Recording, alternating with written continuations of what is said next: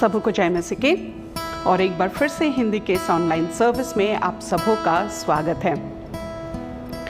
एक बार एक आदमी को एक ककून मिलता है। ककून जिससे तितलियां निकलती हैं, वो अंडा जैसा होता है। उस ककून के अंदर जब उनको मिला तो वो उस ककून को काफ़ी देर निहारते रहे और जब देख रहे थे तो उस ककून में से एक छोटी सी छेद हो गई, उसमें ओपनिंग हुआ और वो उसमें देखे कि एक तितली उसके अंदर वो बाहर निकलने के लिए काफ़ी कोशिश कर रही है, फड़फड़ा रही है, तड़प रही है, वो अंदर काफ़ी हरकतें हो रही हैं। वो बहुत देर उसे देखते रहे, घंटों निहारते रहे और फिर उन्होंने देखा कि ये तितली अब फड़फड़ाना बंद कर दी है और वो चुपचाप उसके अंदर बैठ गई। ये मनुष्य बड़ा ही दयालु था और उन्हें लगा कि तितली थक गई, अब वो निकल नहीं पा रही है। तो तितली की मदद करने के लिए उन्होंने क्या किया, एक कैंची लिए और उस ककून के पर्दे को उन्होंने धीरे धीरे काट दिया, ये सोचकर कि वो तितली को मदद कर रहे हैं कि उसमें से वो आसानी से बाहर आ जाए। पर जब तितली बाहर आई तो देखा गया कि तितली का पूरा शरीर जो है वो सूज गया और उसके पंख मुरझाए हुए से थे, कमज़ोर थे, वो बड़े नहीं। वो काफ़ी देर उस तितली को देखते रहे इस आशा में कि अब तितली ठीक से सामर्थ होकर वो उठकर बैठेगी और उसके पंख जैसे बाकी तितलियों का होता है, बड़ा सा पंख फैलाकर वो उड़ने लगेगी। काफ़ी देर देखने के बावजूद भी ये नहीं हुआ। उनको ये नहीं पता था कि वो तितली को मदद करना चाह रहे थे, पर असल में वो उन तितली के लिए मदद साबित नहीं हुआ।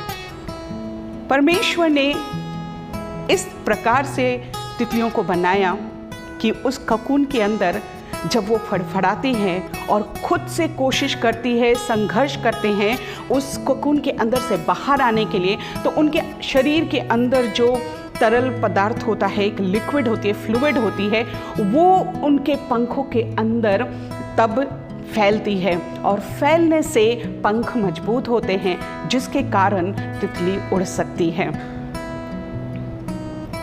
हमारे जीवन में भी संघर्ष और चुनौतियां हमें ताकतवर बनाती हैं।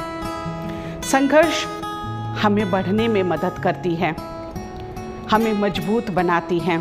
इसलिए ये महत्वपूर्ण है कि हम चुनौतियों का सामना करें, दूसरों पर निर्भर ना रहें, पर खुद कोशिश करें उस ककून में से बाहर आने के लिए, क्योंकि हमारे जीवन में जब इस तरह की संघर्ष आती है, ये वास्तविक रूप में हमें मजबूत बनाने के लिए होती है।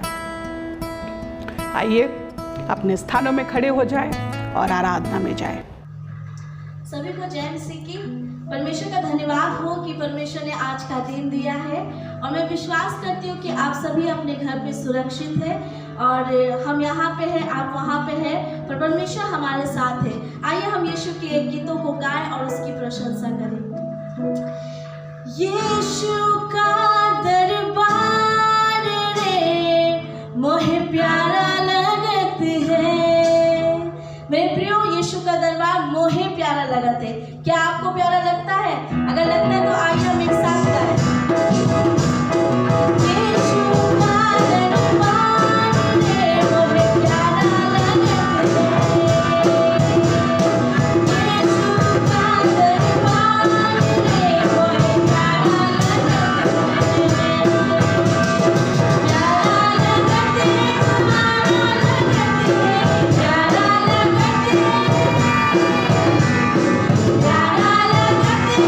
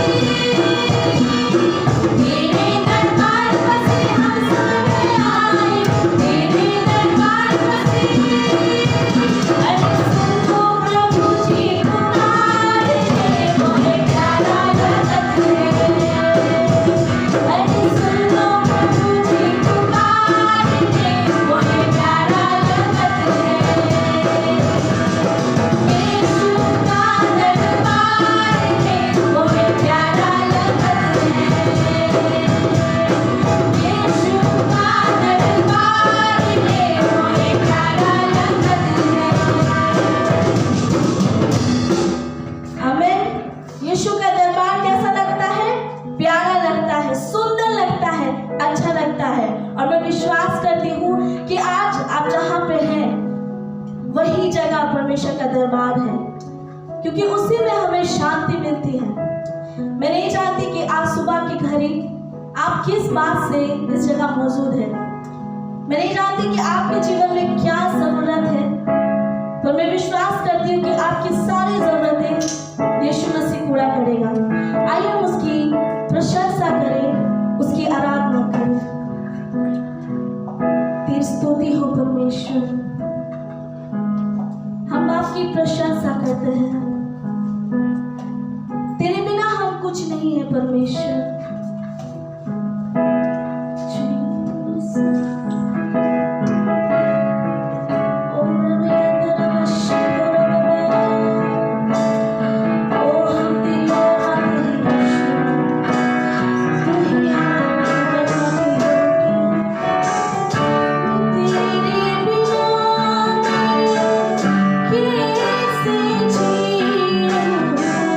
कैसे जियो तेरे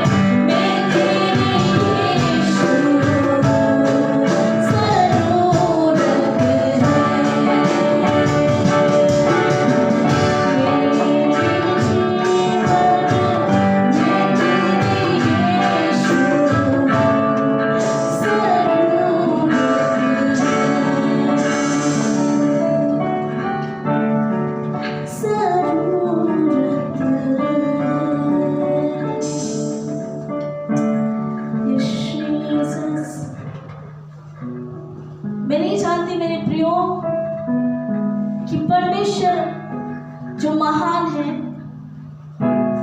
जो अद्भुत है, जिसके समान कोई नहीं,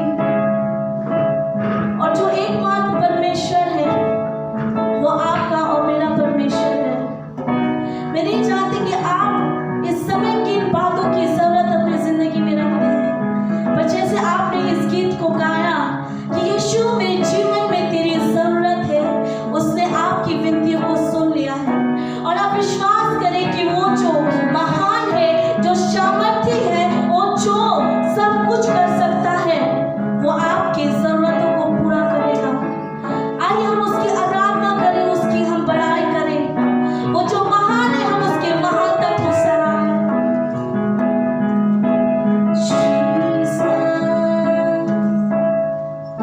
ओ रमैया शदर बाबा, वो तो महान है यीशु।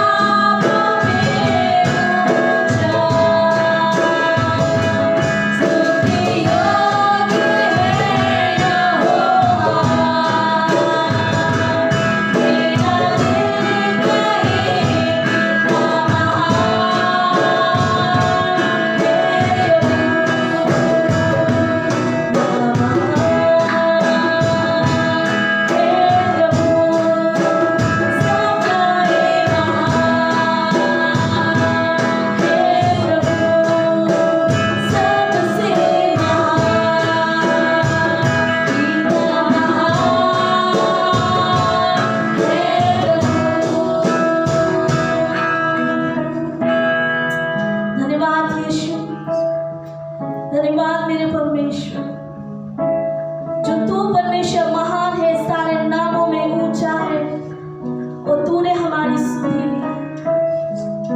धन्यवाद यीशु। मैंने प्रभु यीशु मसीह से पूछा कि आप हमसे कितना प्यार करते हैं। उन्होंने अपनी बाहें फैलाकर उस कलवरी के क्रूज पर अपने प्राण दे दिया और कहा, इतना प्रेम करता हूँ मैं तुमसे। आज सुबह आपका प्रभु, आपका परमेश्वर आपसे इतना प्रेम करते हैं कि उन्होंने अपनी जान उस कलवरी के क्रूज पे दे दिया। आइए अपने स्थान पर खड़े हो जाएं और परमेश्वर को धन्यवाद दें उन हर एक बातों के लिए जो हमारे जीवन में हमें बढ़ने में सहायता करती है।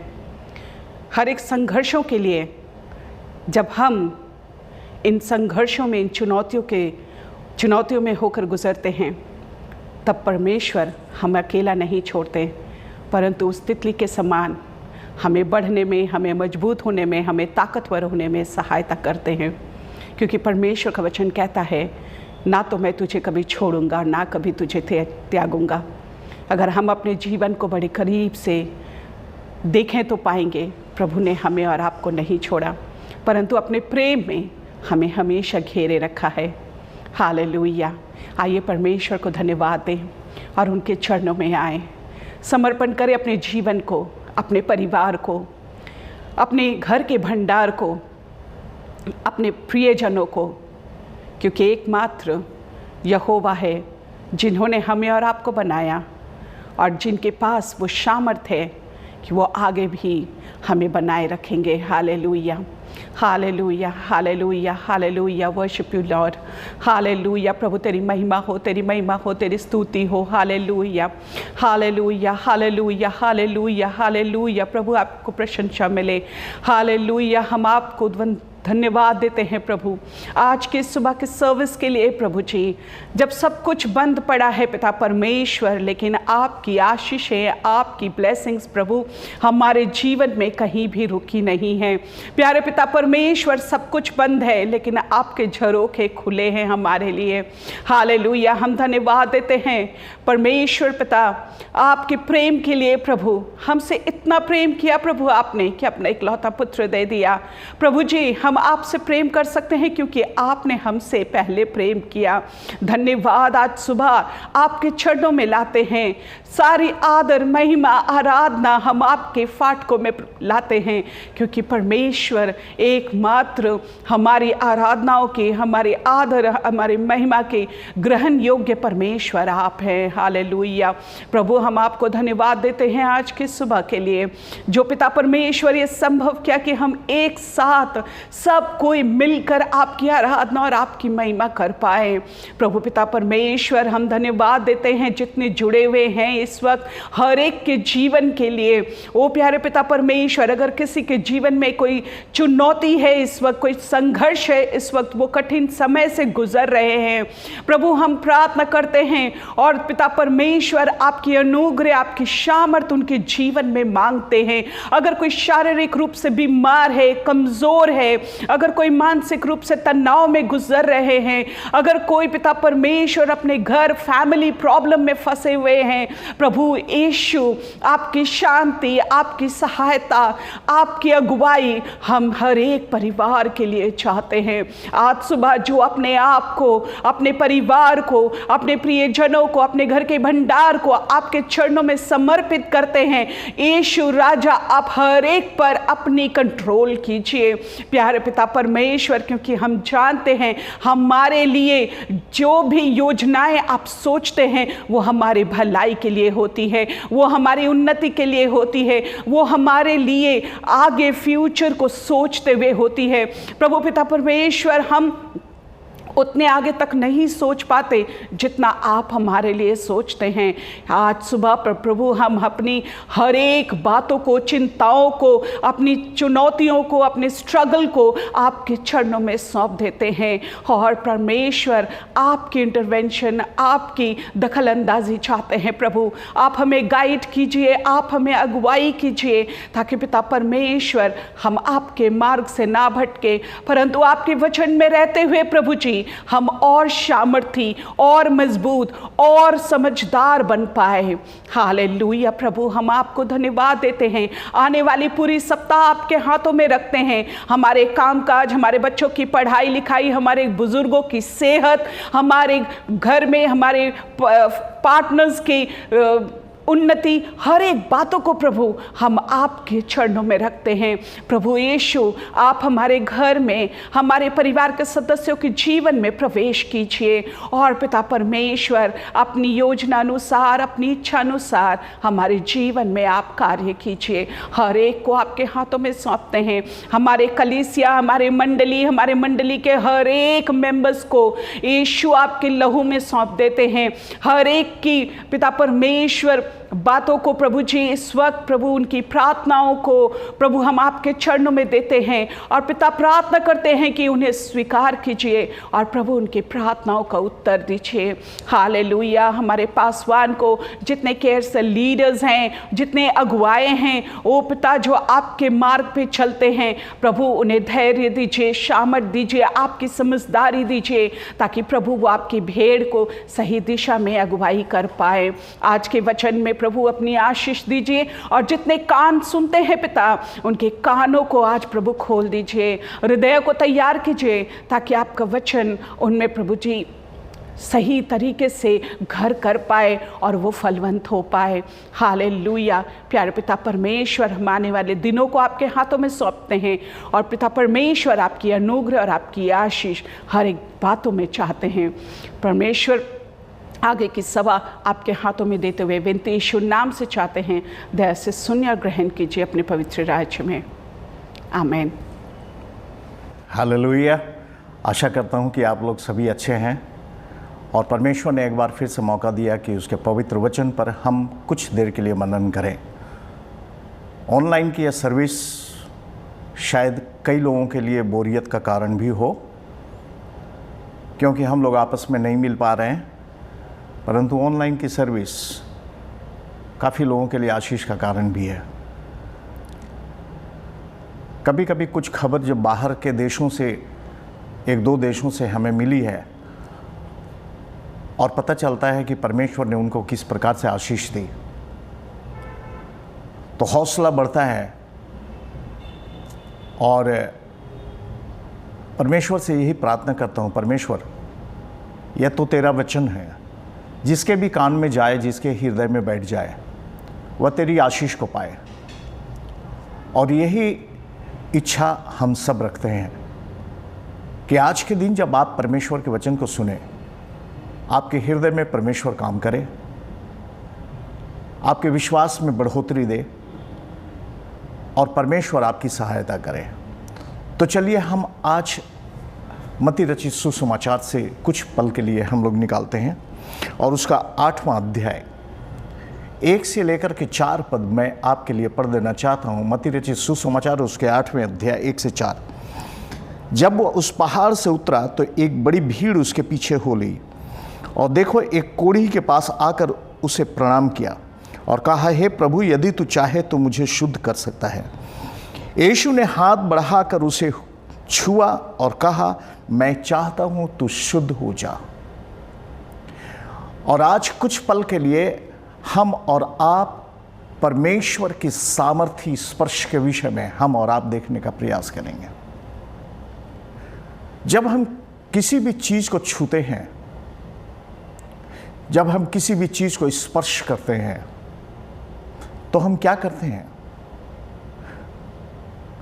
शायद उस चीज के विषय में हमारे अंदर में जानने का इच्छा हो, इसलिए उस चीज को स्पर्श करते हैं और हाथ में लेकर के उसको देखते हैं कि यह क्या चीज है, कैसा है, किस तरह का है।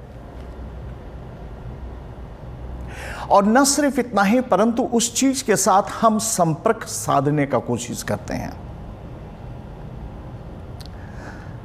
और आज हम और आप देखने का प्रयास करेंगे कि परमेश्वर का सामर्थ्य भरा स्पर्श एक अद्भुत स्पर्श है। जब भी हम कोई चीज को स्पर्श करते हैं तो उसके साथ हम अपना कनेक्टिविटी बनाने की कोशिश करते हैं, उससे संपर्क साधने की कोशिश करते हैं। कब हम उस चीज को छूते हैं या उस व्यक्ति को छूते हैं, और जब हम स्पर्श करते हैं तो हमारे अंदर में एक करुणा का भाव आता है। जब हम स्पर्श करते हैं तो इस उद्देश्य से स्पर्श करते हैं कि उसको मैं कुछ मदद करूं।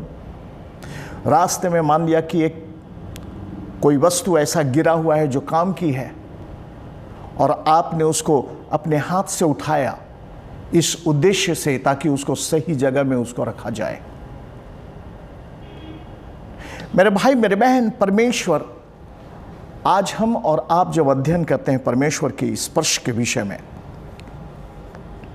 एक अद्भुत स्पर्श है जिसको परमेश्वर ने मनुष्य जाति को स्पर्श किया, मनुष्य जाति को छुआ।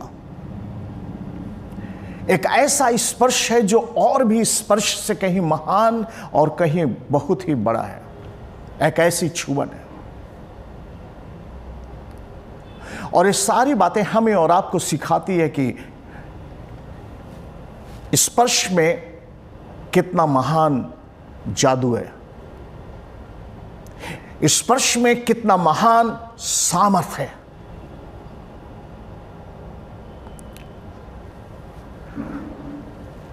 परमेश्वर का स्पर्श एक ऐसा स्पर्श है जो एक मनुष्य को अपनी ओर खींचता है। परमेश्वर उस व्यक्ति के जीवन में स्पर्श देकर उसे अपनी ओर खींचता है।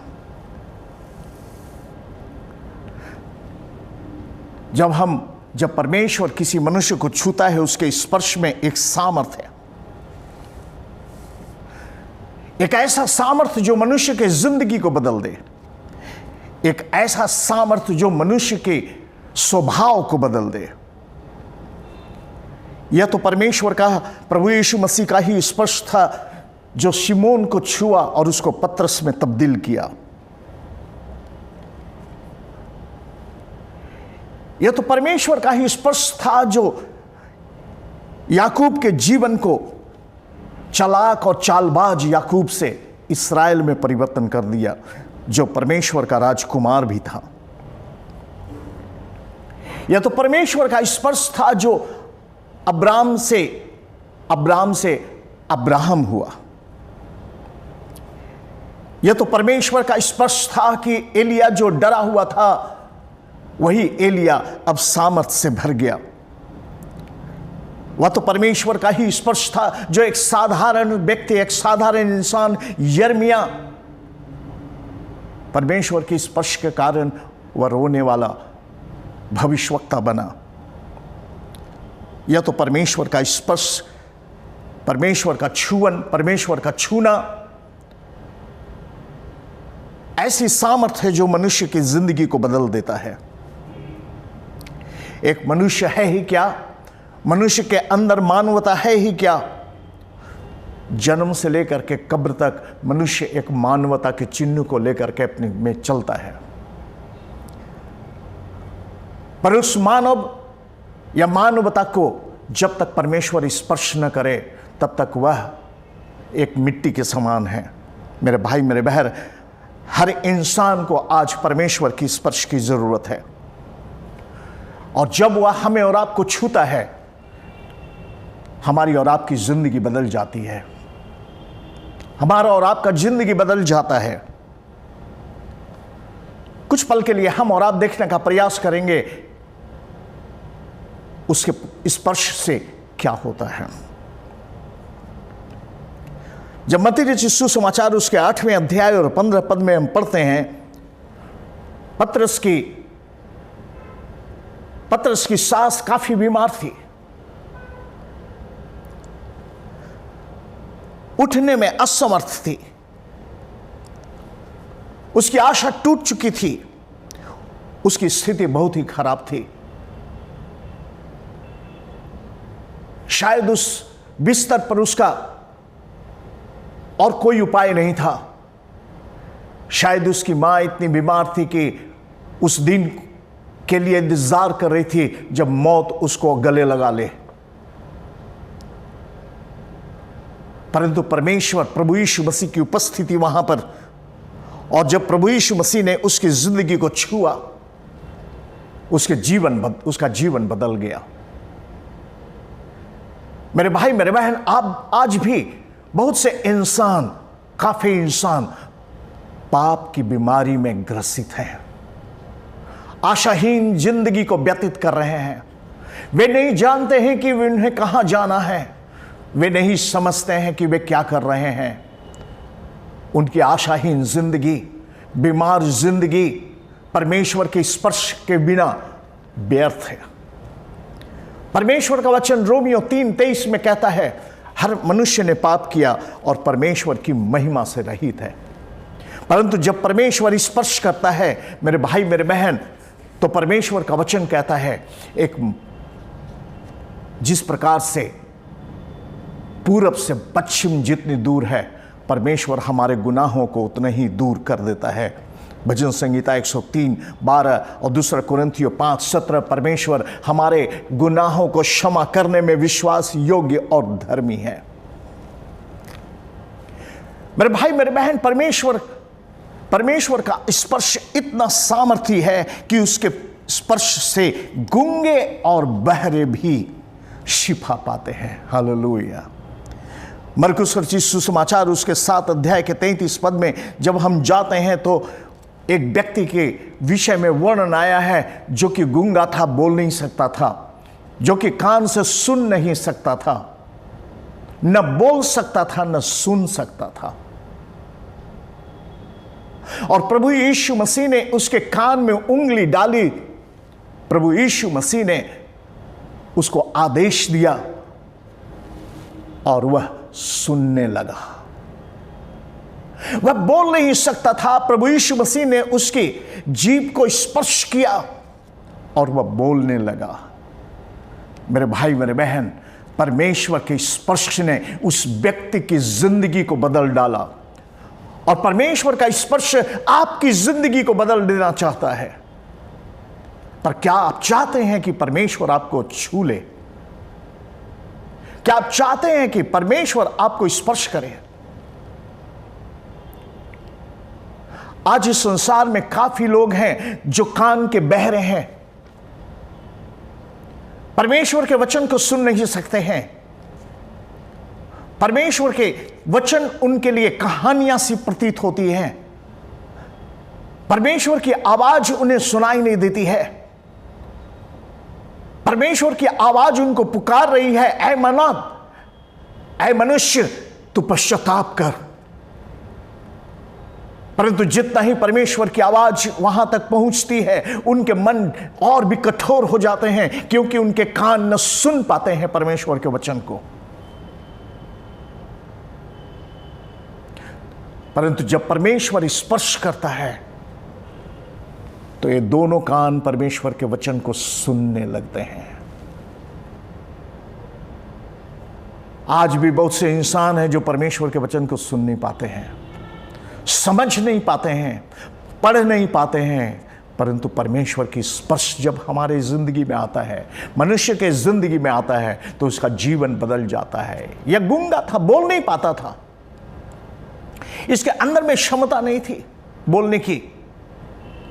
परंतु हालेलुया, जब यीशु ने उसको छुआ, वह बोलने लगा। वह हकलाता था परंतु बोलने लगा। मेरे भाई मेरे बहन, जब परमेश्वर के वचन को बोलने की आपको अवसर मिलते हैं, तो आपको समझना चाहिए कि परमेश्वर ने आपको छुआ है और परमेश्वर ने आपको मौका दिया है कि आप परमेश्वर के वचन को बोलने वाले बने, परमेश्वर के वचन को बताने वाले बने, परमेश्वर के वचन को आप समझाने वाले बने। परमेश्वर हम सबको, हर एक विश्वासियों को मौका देता है कि हम और आप परमेश्वर के वचन से लोगों को बोले।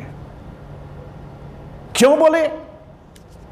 ताकि उनका थका हुआ जीवन में परमेश्वर का स्पर्श आए और परमेश्वर उनको छुए और उनके जीवन में तब्दीली लाए। परमेश्वर का स्पर्श इतना सामर्थ्य स्पर्श है मेरे भाई मेरे बहन, कि वह अंधियारे को दूर करता है। मत्ती रचित सुसमाचार 9 अध्याय के 29 पद और 9 अध्याय के 6 पद को जब हम और आप पढ़ते हैं, वहां पर एक व्यक्ति के विषय में वर्णन आया है जिसके जीवन में अंधियारा ही अंधियारा था। वह कुछ भी देख नहीं सकता था, शायद वह जन्म से अंधा था। परंतु प्रभु यीशु मसीह का स्पर्श, जब यीशु ने उसके आंख को छुआ, वह देखने लगा। हालेलुया। यीशु ने जब उसके आंख को छुआ तो वह देखने लगा। यीशु ने पूछा होगा, क्या तू चंगा होना चाहता है? और उसने कहा, हां प्रभु, मैं देखना चाहता हूं। जब यीशु ने पूछा होगा कि उसकी जिंदगी में इच्छा क्या है, तू क्या चाहता है कि मैं करूं, तो शायद उसने पहले शब्द कहा होगा, प्रभु मैं चंगा होना चाहता हूं, मैं देखने लगूं। सबसे बड़ी जरूरत, ताकि मैं देखने लगूं। हम और आप अच्छी तरह से जानते हैं उसके जिंदगी में बहुत से उतार चढ़ाव आए, बहुत लोगों ने बहुत सी बातें कही। प्रभु यीशु मसीह के विषय में भी उल्टा सीधा उसके सामने कहा गया, परंतु इस व्यक्ति की आवाज एक ही थी, मैं नहीं जानता हूं कि यीशु कौन है, मैं नहीं जानता हूं यीशु पापी है या नहीं है, परंतु मैं सिर्फ एक बात जानता हूं, पहले मैं अंधा था, अब मैं देखता हूं। हालेलुया।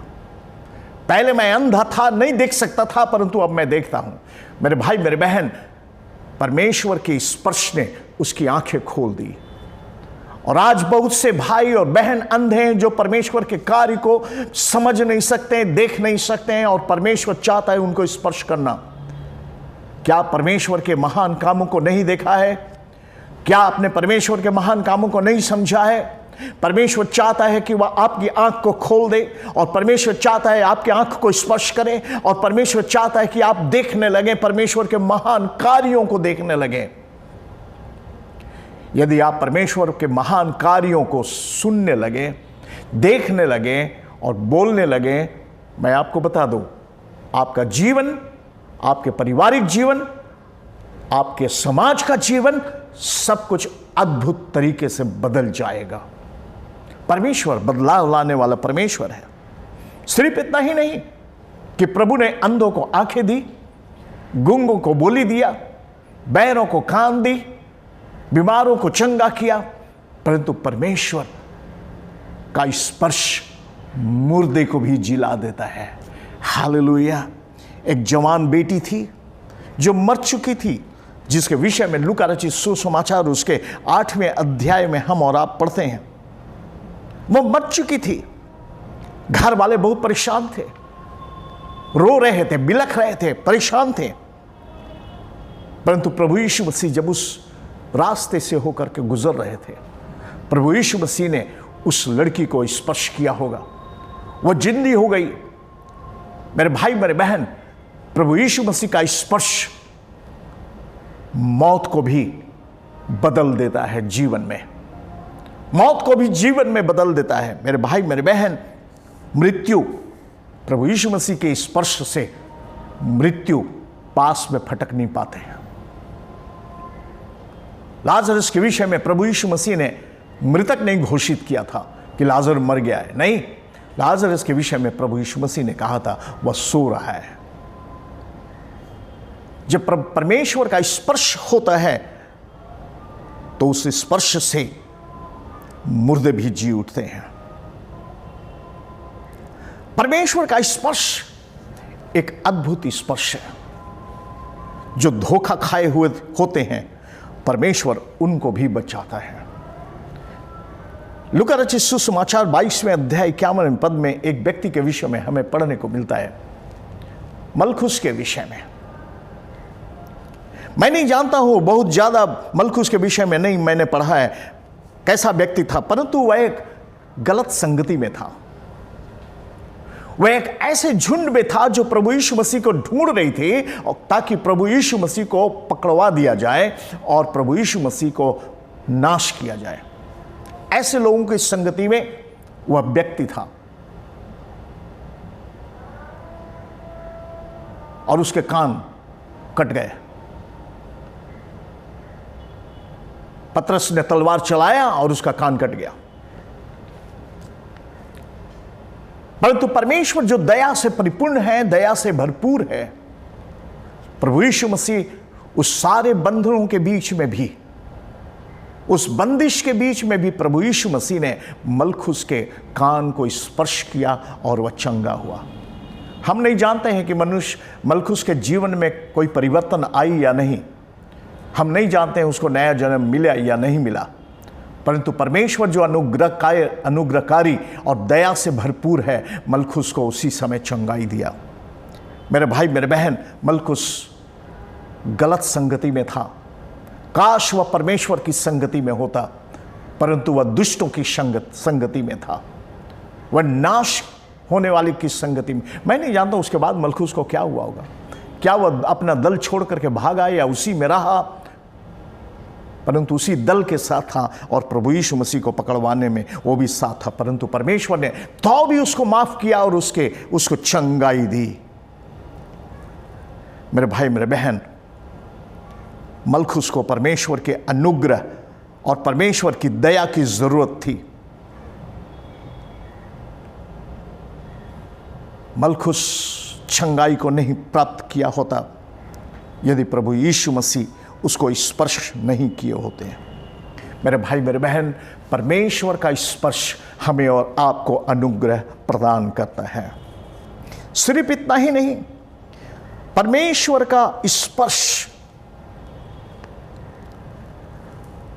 से हमारे अंदर का डर भाग जाता है।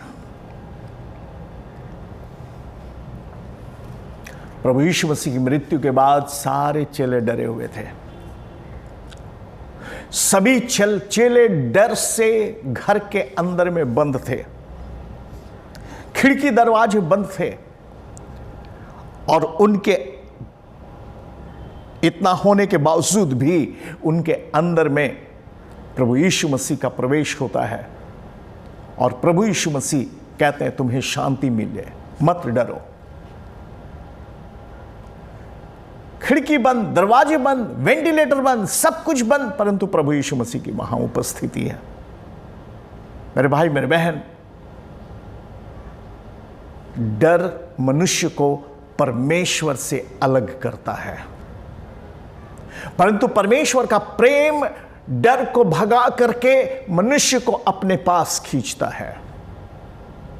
परमेश्वर का स्पर्श, प्रभु यीशु का स्पर्श मनुष्य के अंदर से डर को भगा करके, हम नहीं जानते हैं कि आज कौन सा डर आपको सताया हुआ है।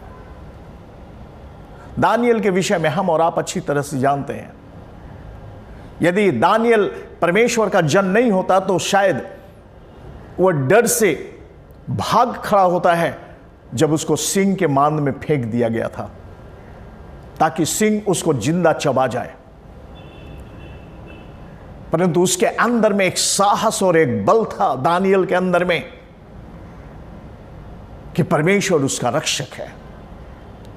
और उस दानियल को जब सिंह के मांद में भेज दिया गया, बंद कर दिया गया, वहां पर भी शायद दानियल के सामने सिंह बिल्ली जैसा बन जाता है, अपनी पूंछ को हिलाता है।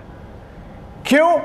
क्योंकि उनके अंदर में भरोसा और परमेश्वर के अनुग्रह की जानकारी थी। मेरे भाई मेरे बहन, जब हम और आप डर से सताए जाते हैं, जब किसी भी प्रकार का डर आपके जीवन में आता है, चाहे मौत का डर सबसे बड़ा डर होता है, कुछ भी डर हो, मैं आपको बता दूं, दानियल का परमेश्वर आपका परमेश्वर है। दानियल का प्रभु आपका प्रभु है। परमेश्वर आपको बिना हथियार का रक्षा करने वाला परमेश्वर है। जो परमेश्वर का भय मानते हैं उनके लिए हथियार की जरूरत नहीं होती है, उनका परमेश्वर ही उनका हथियार होता है। शद्रक, मेशक, अबेदनगो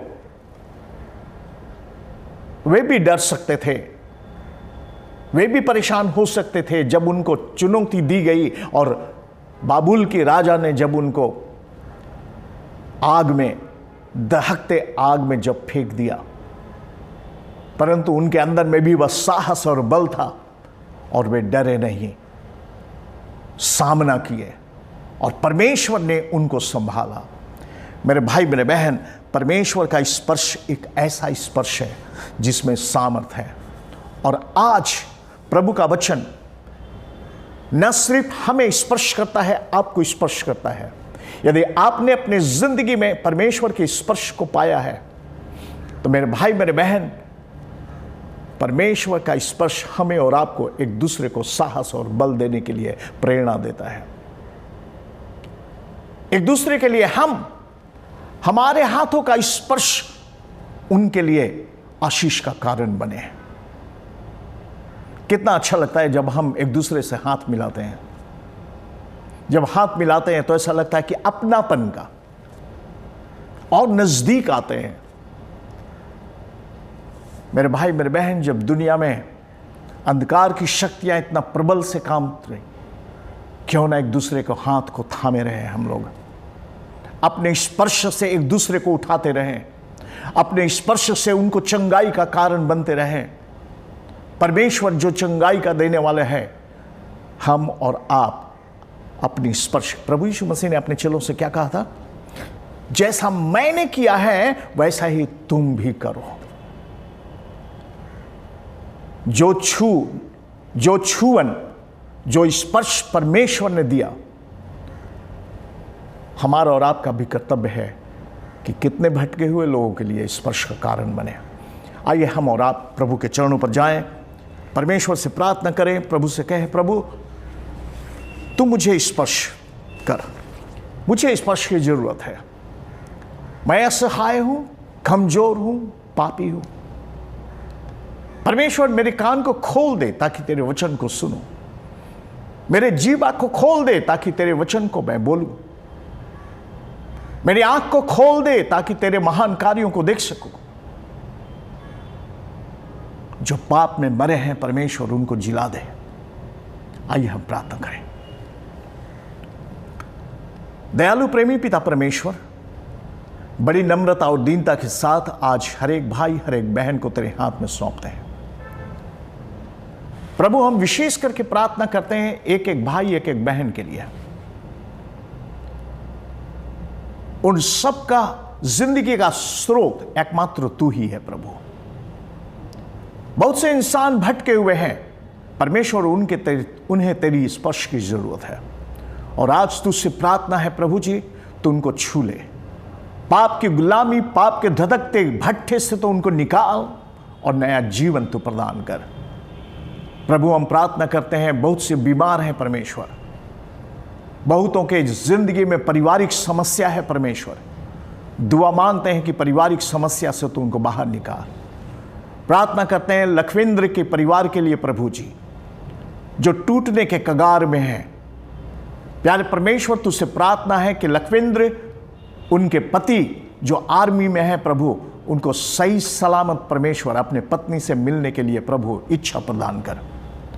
होने दे प्यारे परमेश्वर, यह परिवार बच जाए। दुआ मांगते हैं प्यारे परमेश्वर उस बहन के लिए जो वेल्स में है। एक बार फिर से प्रार्थना है, तू उसको स्पर्श कर और चंगाई दे। प्रभु, हम प्रार्थना करते हैं ब्रदर सुंडी के लिए प्यारे परमेश्वर, तू अपने दास को छू और चंगाई दे। यीशु के नाम से प्रभु तू चंगाई दे। महान परमेश्वर, और भी बहुत से भाई और बहन जो बीमार हैं, तकलीफ से होकर के गुजर रहे हैं, अभाव में हैं प्रभु, आर्थिक समस्या है प्रभु, नौकरी नहीं है परमेश्वर, और तू तेरे हाथ में उन सबों को समर्पण करते हैं। और प्रभु प्रार्थना करते हैं, तू अपना स्पर्श दे प्रभु, ताकि उन्हें नौकरी मिले। तू अपना स्पर्श दे ताकि उनका बिजनेस जो नीचे गिरा जा रहा है वह ऊपर उठ जाए, उनके बिजनेस में बढ़ोतरी हो। प्रभु, तू अपना स्पर्श दे ताकि उनको काम धंधे मिले प्रभु जी। तू उनका स्पर्श दे ताकि उनको चंगाई मिले प्रभु जी। हालेलुया। प्यारे परमेश्वर, सारी आदर महिमा तुझे देते हैं। हम अपने देश की हालात को तेरे हाथ में समर्पण करते हैं। हमारे देश पर तू अपना हाथ रख प्रभु। धन्यवाद करते हैं भारत देश के लिए, धन्यवाद करते हैं बंगाल राज्य के लिए, धन्यवाद करते हैं कलकत्ता शहर के लिए प्रभु। तू हमारे देश को आज़ाद कर, हमारे देश को आशीष दे, अनुग्रह से परिपूर्ण कर। महान परमेश्वर, हम प्रार्थना करते हैं जहाँ जहाँ विश्व में परेशानियां हैं प्रभु, लड़ाई दंगे फसाद हो रहे हैं परमेश्वर, वहाँ पर तू शांति व्यवस्था कायम कर दे प्रभु जी। होने दे बहुत से इंसान बच जाएं, मौत का शिकार न हो जाएं प्रभु जी। तू दया कर, क्योंकि तूने हर इंसान को अपने हाथों से बनाया है प्रभु जी। तू अनुग्रह तो प्रदान कर। वे हाथ तेरे हाथ के बनाए हुए माटी के पुतले हैं प्रभु।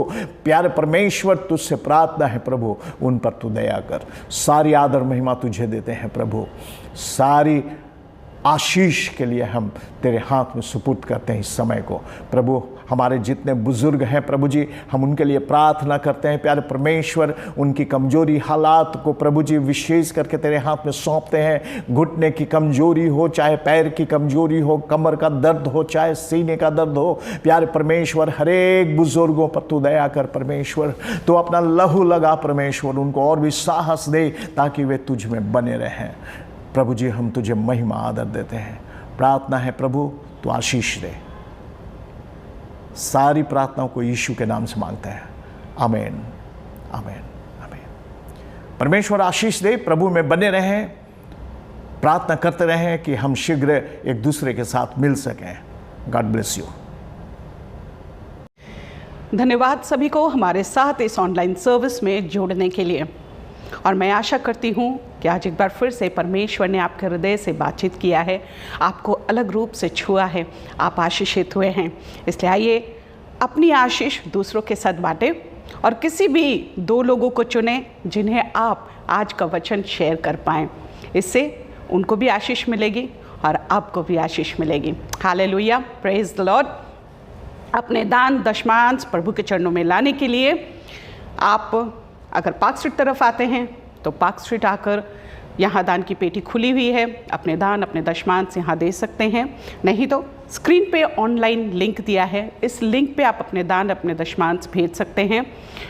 वरना हम एक बहुत ही सेफ और सिक्योर तरीके को अपना रहे हैं, वो है कि एक एनवलप में अपने दान अपने दशमांश डाल के रखें, तैयार रखें, और जिस दिन हम चर्च में बहुत जल्द मिलने वाले हैं तब अपनी दान अपनी दशमांश प्रभु के चरणों में एक साथ लेकर आएंगे। Hallelujah, praise the Lord. अगर आप परमेश्वर के विषय में और भी जानकारी चाहते हैं या चाहते हैं कि हम आपके लिए प्रार्थना करें, या आपके जीवन में परमेश्वर ने कार्य किया और आप चाहते हैं कि बाकी लोगों के साथ बांटें ताकि उनका भी विश्वास बढ़े प्रभु में, तो ज़रूर हमें स्क्रीन पे दिए गए व्हाट्सएप नंबर पे लिखें।